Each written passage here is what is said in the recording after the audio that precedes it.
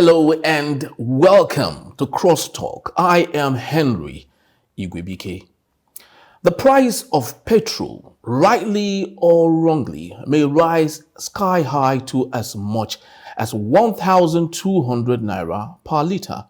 Now, those who make the projection say pegging the price of the commodity the average Nigerian cannot but use every day will be the inevitable outcome of the mathematics of current reality. Well, a lot has changed since the federal government removed the subsidy on the pump price of petrol and also floated the naira. The exchange rate is higher today, but the price of petrol is not. Therefore, the question is, will it be out of place if we found out that the price of petrol matched the mathematics of current economics? Or, better put, should the price of petrol not reflect the cost of its importation? My combatants today, from my left is Tochukwu Ezokama, and from my right is Barrister Evans Ufeli. Gentlemen, well, welcome. They are all public affairs commentators. Welcome to Crosstalk today, gentlemen. Thank you very much. All right, so we have the big discussion here, and the topic of the question is, what do you think and where do you stand? I'm to start, as far as I'm concerned, there is nothing like fuel subsidy. It's all one big scam. And interestingly, Goodluck Jonathan made the point very early. He said, I found out that this is one big scam. And when Buhari came to power, we made a similar comment that this is all fraudulent. But the question is, after knowing it's a scam, why did the Goodluck Jonathan administration continue to pay the subsidy?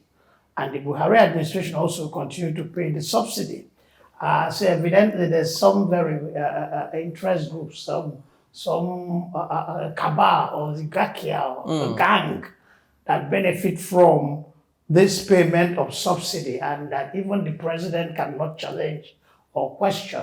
Somebody was saying, I don't remember exactly, that the subsidy, the marketers were coming to Buhari and telling him that we've been making so much money. We got tired of making money. Why are they making so much money if it's just that this money, this whole subsidy thing is being directed into private pockets? And connected directly to this is that the refineries are not working. Every day in the South, we hear about the Air Force bombing local refineries. Illegal refineries, breaking up illegal refineries. There's no evidence that the quality of petrol from these refineries is below par. Is below par. Yeah, okay. They are not destroying them because of the low quality of their production, but because they are illegal, which means a businessman can set up a refinery. Why cannot the Nigerian government set up a refinery? They do not want to because of all that comes with it. At one time, Nigerian oil minister said that there's no subsidy. Nigeria produces oil, and about 400 barrels of oil is earmarked for local consumption. But because our refineries are not working, this crude oil is sent out to neighboring countries like Ivory Coast and Niger, where they are refined and returned to us. So what we pay is the cost of refining the crude and transporting the crude. That even as of that time, that fuel is sold at 100 naira, it will still be profitable for the marketers. So this is one big scam. We have to stop this landing cost nonsense. Our oil does not land from anywhere. It's our oil. They get taken to be refined and returned. We only pay for refining and transportation. So even if I don't have the precise figures on this, but even with oil selling at about 200, 300, it will be profitable for all those involved in the oil business. So let this price of oil drop to and take away the fraud, the corruption, that are all involved in this, and the price of oil will be reasonable across board in Nigeria. So what you're saying literally is the issue we have is a case of leadership ineptitude. Corruption, greed, insensitivity, wayo, that's all. All right, so let me hear from you, Barrister Evans Ofeli. So what's your take on this matter? What we have on official record is that the federal government pay part of what the citizens are expected to pay, by virtue of which is called subsidy. Now, the debate whether or not there is subsidy is a symposium discussion, a different discussion entirely. That debate must be extensive and holistic to unravel the existence or non-existence of subsidy. But as for the purpose of this program and what is on record from the federal government, the marketers, Nigerians, we are told that there is subsidy. Now, if we are told that there is subsidy to that regard, and that the federal government have to yank that off, the current administration yanked that off, and price skyrocketed to 650 naira per litre, it couldn't have been rocket science or force that if the federal government refuses to pay, of course, whatever it is that used to be differentials will be borne by the citizens. And that is what has happened. But where I'm going to is this. There is a school of thought. The World Bank recently said that what it costs to refine our crude and to transport it back to us, to transport it there, refine it and transport it back is more than 650 naira. And they questioned the federal government that why are you then selling 160 naira? Does it mean that you are still paying subsidy? That's the question. Now they did a rough calculation and said that given what oil is sold for, what the price is sold for, what it should be by virtue of the landing, the movement, the transportation should be around 750 naira. Now, this was 3 weeks ago when the World Bank did that projection. All of a sudden, recently, the oil marketers came up with another mathematical calculations that the oil price is not even supposed to be sold at 750 as speculated by the World Bank, but it should be sold at 1,200. Okay. They dived into some very irreconcilable calculations that in the US, I read in the papers, that in the US about $3.3 in the US. And as such, if you want to convert that into the naira, it's about 3,000 plus per litre. Therefore, it should be, forgetting that the economic indices are different, minimum wage in America is $25 per hour. That's about, talking about that 28,000 or thereabout per hour. And when you check it here, is how much per month? It's close to what is monthly wage per hour, there's per month. Per month. So the economic realities and these are different. So okay, I dare say that whether there is subsidy or there is no subsidy, what is important is that do we have crude oil in Nigeria? Yes. Can we refine it locally? Yes. Have we devised a means of refining it locally? Yes. Some private citizens are doing it, albeit illegal. Or so they say. So the federal government should look inwards. I am tempted to believe that there is a stronghold on this thing called oil because it does not take Nigeria anything to get a refinery to work. Refinery can work, okay? If the public corporation, the public refineries cannot work, at least they should allow the private ones to work. The workability of the private ones is an indication that the public one can work. So there's economic sabotage somewhere, okay? And that sabotage is what I think should be addressed and not just subsidy or no subsidy.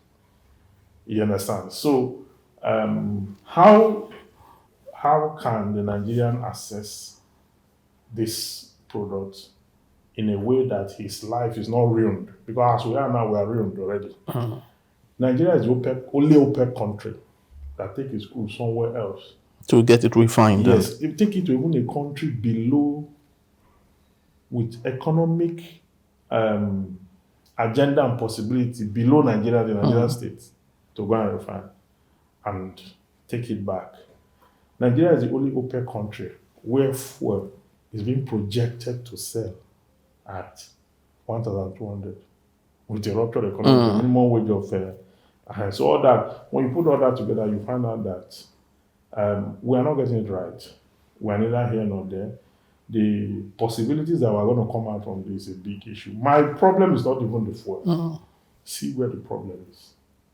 First of all, the federal government cannot try that 1,200. I've said it over and over again. They can't try because the ripple effect of that is that they will not be able to contain the population and the outbreak of violence that will follow thereof. The uprising, they cannot contain it. That's one. Two, if the federal government will not take care of pricing and bring it to the barest minimum to enable cost of goods and services to stay within a measurable price, then the inflation will hit the roof. We are going to have more insurgency because this insurgency we're talking about is just an offshoot of poverty, an orchestration of deprivation. You understand?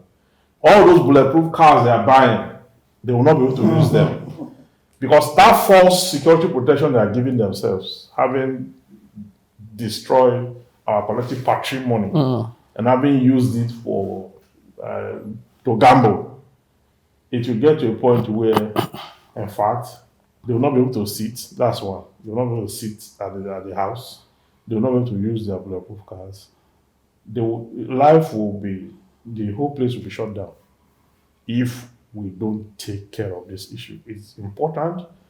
This issue alone has affected both the cost of living, feeding, transportation, everything. If you sell fuel at 1,200, it means that you are going to buy a loaf of bread for 5,000 naira. So which means you're comfortable with what the statistics as drawn by the World Bank on 750. You're okay with that? Yeah, the projection the World Bank gave was that if we leave it at 750, two things we must do is to fight oil theft and to reappropriate taxation. You understand? That with that, we can balance the economy if we're able to fight oil theft. That the major problem we have is that not only is it that federal government is no longer paying subsidy, but a huge chunk of our crude are stolen or is stolen. Okay? So it is the World Bank projection that I find because they came with figures and they came with real calculation. It's in the Punch newspaper 3 weeks ago. I think on Wednesday, 3 weeks back Wednesday, they did that. The World Bank economist is called Alex. You understand? Who gave the breakdown of what it should be. I do not believe that fuel should cost 1,200. No. But if what the World Bank have stated is anything to go by, then let the federal government work on it. But the federal government, this is not to say the federal government should increase it to 750. Okay. No. The federal government should keep paying subsidy if there's anything like, because I am an advocate, strong advocate of subsidy. The federal government should continue to pay it as penalty or punishment for refusing to make our refineries work. So it seems to me that the barrister Evans is almost tilting towards your submission, on the need for Nigerians not to pay subsidy at all. But let's look at the reality of things in Nigeria. There's no gainsaying that Nigeria is a largely import-dependent country, where almost everything, for us to build our refineries, acceptable refineries that can compete toe-to-toe with other refineries around the world, there's need for us to import lots of things. Now, put that into consideration. Don't you think there's still need for us to buy fuel to at least a level where beyond what your submissions are? No, my submissions are based on the fact that, to start with, there is no subsidy. Goodluck Jonathan, the president, made that clear. Buhari administration made that clear too. And when President Bola Ahmed Tinubu removed the subsidy, it didn't allow the market to determine the forces, market forces to determine price. Why still tinker with the prices if there's no more subsidy? Okay, if you're reintroducing subsidy, then we can understand you're messing with the price of fuel. But you say there's no more subsidy. So quite naturally, the next logical step would have been for the market forces to kick in and determine, why is the government so concerned with the price? Okay, it's the same big game, the same corruption that's plaguing Nigeria all along. 750 naira per liter to refine fuel and return fuel to Nigeria. Why can't we build our refineries? What is stopping us? So the whole thing is tied together. The inability of the refineries to function, the fake fuel subsidy, and the government trying to regulate prices even when there's no more subsidy. At least they told us. So the thing is to go back to the drawing table.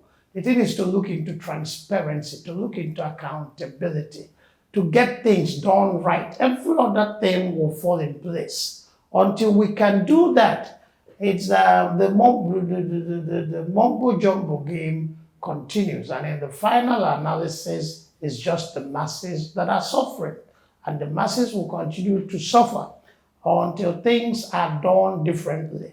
I don't want to stray, but I also want to make this point that what we've had in Nigeria has been the recycling of the same old individuals, PDP, APC. They are the same people wearing different labels. They switch from one political party to another with frightening facility because there's no ideological differences between them. They are the same people. So I think there's a need for some kind of paradigm shift in the leadership of Nigeria. It's time we start thinking of new kind of leadership and shove this group of leaders to the side. I think that was what Nigerians tried to do in the last election, but failed. The opportunity is still there. But with what we are going through, the oil minister said 400,000 barrels earmarked for local consumption. And all it needs to be done is to be refined. Okay? And now you're beginning to tell us that even the Dangote fuel, that even the fuel refined from Port Harcourt refinery will still be at one... Pegged at who is saying that? Why don't market forces determine it? The government, even ahead of time, is beginning to tell you what the prices will be. Is that not questionable? So if you refine fuel in Nigeria, let's see Nigerian refined fuel, and let demand and supply determine it. So it's one big hoax, monumental hoax. And that's why we are in this subsidy, no subsidy thing. When the subsidy was removed, the government pegged its price. Money was being directed to private accounts. Subsidies reintroduced, money is directed to private accounts. So enough of this game, endless, mindless game, the economic strangulation of the Nigerian masses.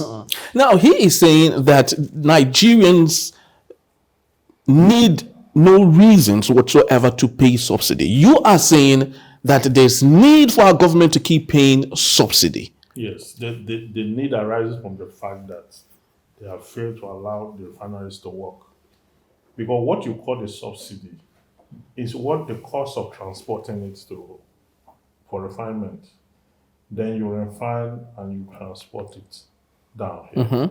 So why should the citizen bear that cost? But isn't failure of the government? But isn't it better we create our refined hub We're here. saying the same thing. Yeah, but And if you're to refine your fuel and you're beginning to prepare the people's mind, this refining fuel in Nigeria will not reduce prices, which means you will continue to pay subsidy, or if you remove subsidy, the prices will be skyrocketing. Why is that? We're yet to refine fuel in Nigeria, but you're telling us either way the situation will remain the same. How can the situation remain the same if you remove 750 for the per liter?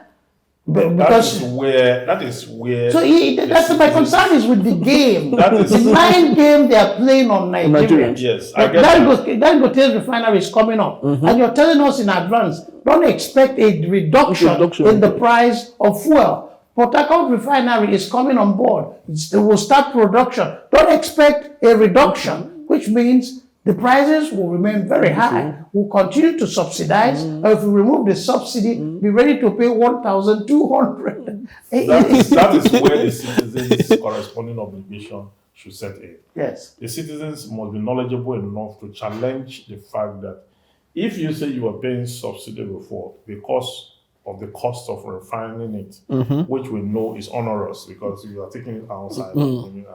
Why should the price be the same if we now have to refine it locally here? Yes. It should never be the same. And I know that will be challenged. You see, it does not matter how long you prepare people's mind for falsehood or to admit and accept that. The truth is that if it is refined here, we will know the cost of refining a liter of oil and what it should be sold for. We will know. You understand? People will find out. Okay, so it's not, see, at the point of refining our crude here, the government will have deregulated. Okay. And the regulation will mean that there will not be regulation on pricing because the law of demand and supply, which is a complete natural economic principle, will take hold of the market. Yes. And when it takes hold of the market, what it therefore means is that if you are refining and selling it for a particular price, and I don't like your price, I'll go to another company that's refining for a different price. And then, but the truth is that anybody that's saying don't expect the price to, I think what I've heard so far is that don't expect the price to just crash completely. Because the truth is that the refineries will not sell to you and I directly into your car. True.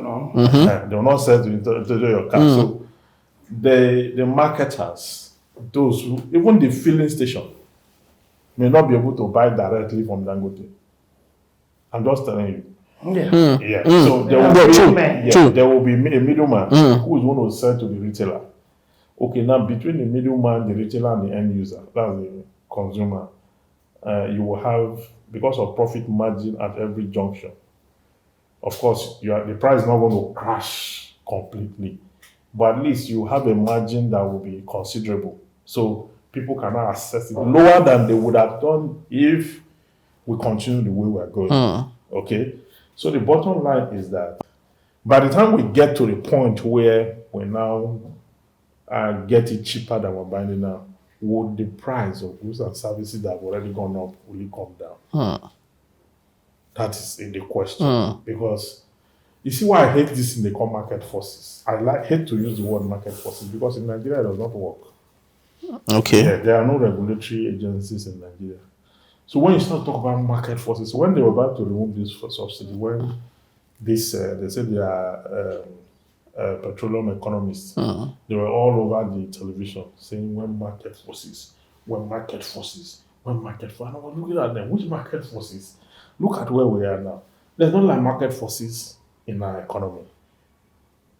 Where you are talking about asking that because there is a retroduction, okay, a price should go down because if we now have this thing locally refined, we will expect that price of goods and services to come down. True.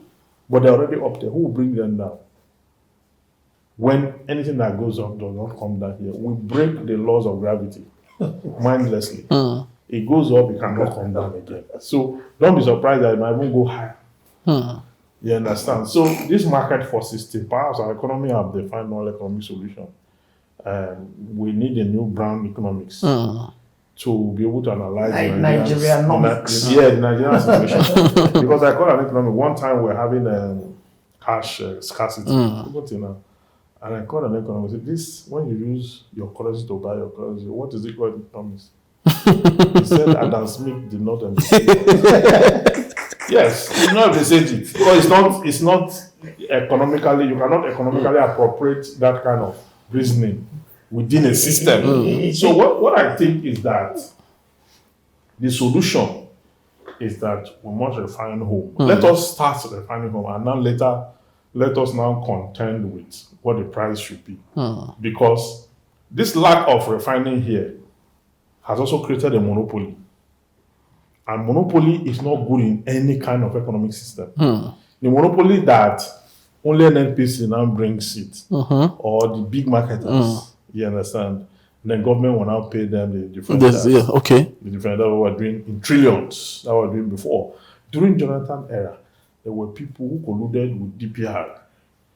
They filled spreadsheets, put everything that they brought for, give to the DPR will come audit it, pass it to the federal minister for finance. She was paying. She was paying. She raised an alarm one time that this money that some people are not bringing anything. But here you see documents, audited accounts, stamp, red biro, green biro, everybody have signed. Including, so when you now have that, you'll be paying. So with what we have, that was when we were really losing the money. Okay. Not this one that they are saying now. Because then people were not bringing this thing. They said they brought it. You understand? Then they now set up this thing. Farouk Lawan was the chairman of the committee to probe before, what was this rich man's name? Otedola. Before Otedola, he went to negotiate with Otedola on phone to exonerate Otedola and some other persons who are the top oil marketers.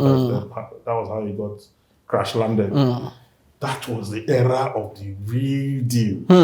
That long we lost money. And that time, there was so much money.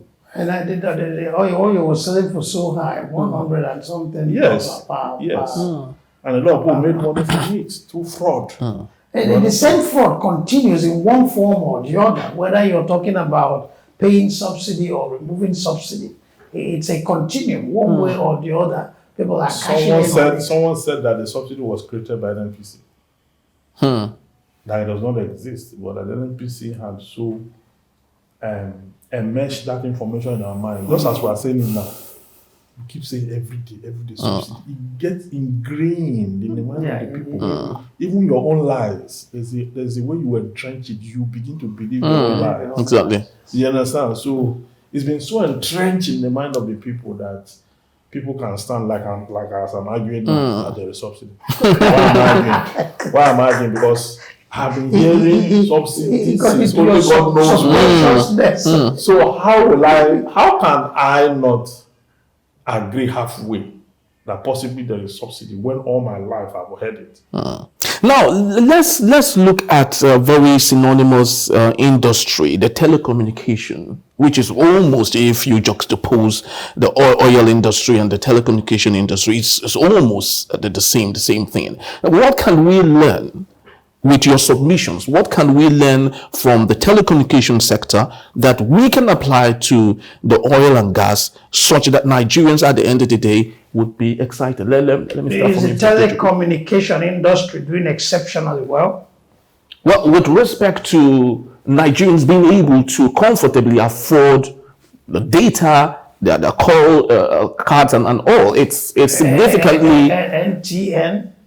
Whatever network. It's a South African company. No, even the Nigerian-owned company, Glo. The heavyweights are mostly foreign companies, and the foreigners brought it all to us. One man was saying, to tell you about how gullible and lack of political savviness and sophistication among Nigerians. Supposedly, a very educated man said, Obasanjo brought us telecommunications, cellular phone, data and all that. At least that's one thing Obasanjo did for us. I tried to tell him, no, it wasn't It was the president. overdue now. It wasn't the presidency. It was just a universal phenomenon. It's something That encroached, Yeah, Exactly. universal Yeah. phenomenon. He didn't agree with me. So he was saying if Buhari can fix electric, then we'll be fine with him. And so the thing is that it was foreign companies that brought that. And I think it's still dominated by the foreign industries.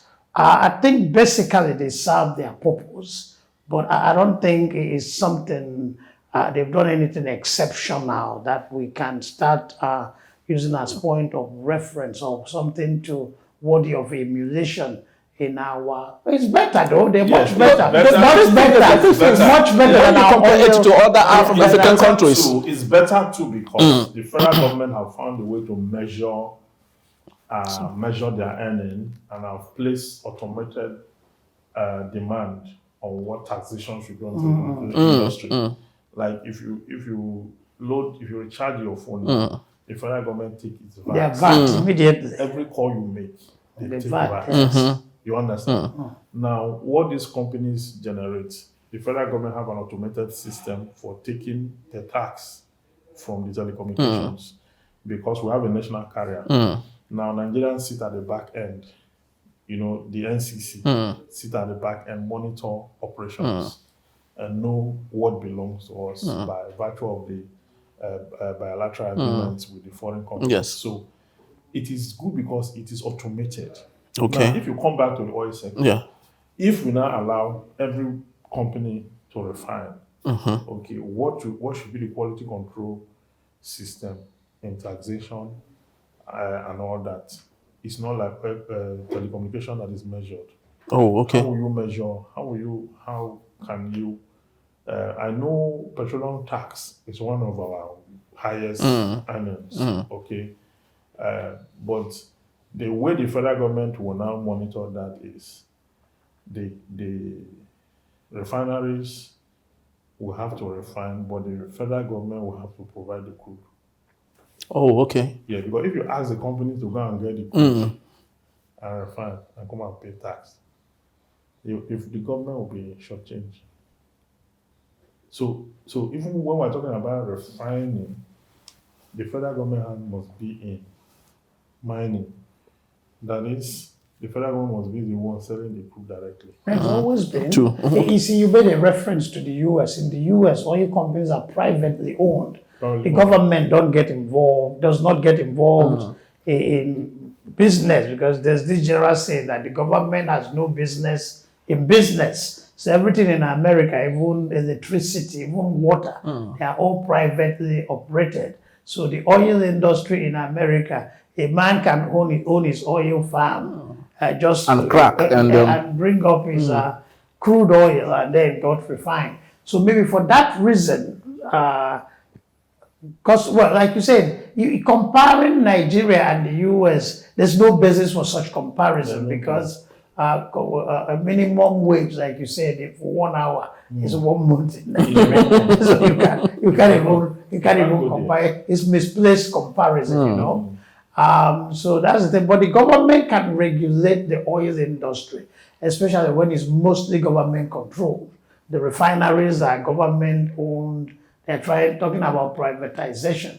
Privatization is a wonderful tool, but it has not worked in Nigeria.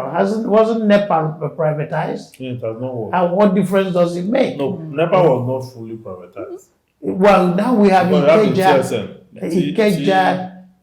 What do they call it? Ikeja.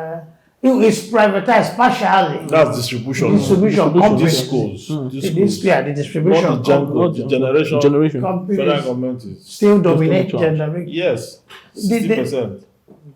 Generation. Okay, Generation. distribution. Distribution is Okay, there's part of privatization. The problem with distribution is that it's centralized. Yes. Soldiers are used to centralized command. And the commander says move, everybody moves. So they don't understand these semi-autonomous centers of power. Everything must be put together at the top.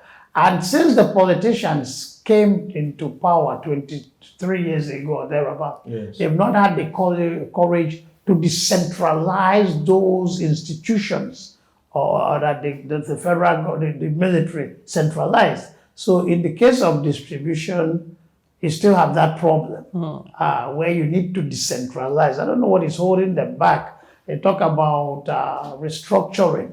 Restructuring was destroyed by the soldiers. Ironsi started, because of his military mentality, started weakening the regional governments. Gowon continued.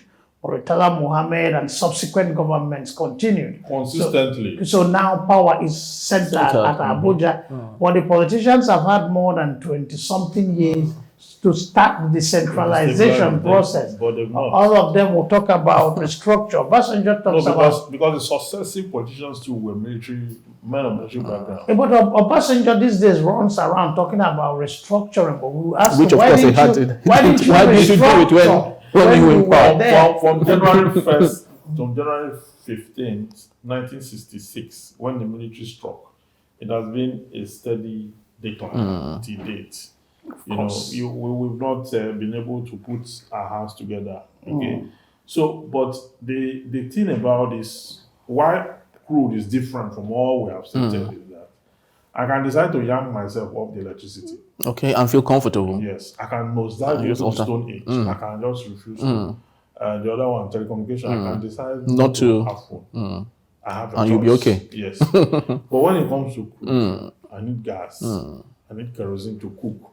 I need all the byproducts Of petrol. petrol to subsist. To subsist. So I will not be using stone to start. do all of that. You can, if you've gone back to the stone age, you can use two stones together and spark fire. There's a limit to which I can go down when it comes to food. So that is why we should take it very serious. Exactly. Make sure we have the best model to keep the price very Exactly. And that is a very delicate issue. And I believe that once we can sort that out, it will be kind of a threshold, a benchmark for Nigeria. Things will start turning around. Once we can sort out this fuel thing, because it's so intricate and the amount of money involved is staggering. So no matter how much you pretend to be squeaky clean, a model of chastity and decency, when you're struck by the amount of money, you start kind of equivocating. And like say, we could do this thing another way. So very, very true. Of course, just like we did, discuss here. There's no denying the fact that a petroleum product is one product in Nigeria that cuts across. It's one product in Nigeria that every Nigerian needs very urgently, and that is the reason I think it's important that the authorities, the people in authority, should do everything possible to ensure that Nigerians find it easy with petroleum product. I'd love to say my thank you to Mr. Tochukwu for being part of our show, and to you, Barrister Evans. Thank you so very much for being on the program today. And to our viewers, I'd love to say thank you so very much for being part of our show today, Crosstalk. Well, please do remember to visit our website daily at www.enterprisetvnews.com, and follow us on all our social media platforms at Enterprise TV7. Subscribe to our YouTube channel also at Enterprise TV7. I am Henry Igwe. I'll see you for yet another awesome discussion on the Crosstalk.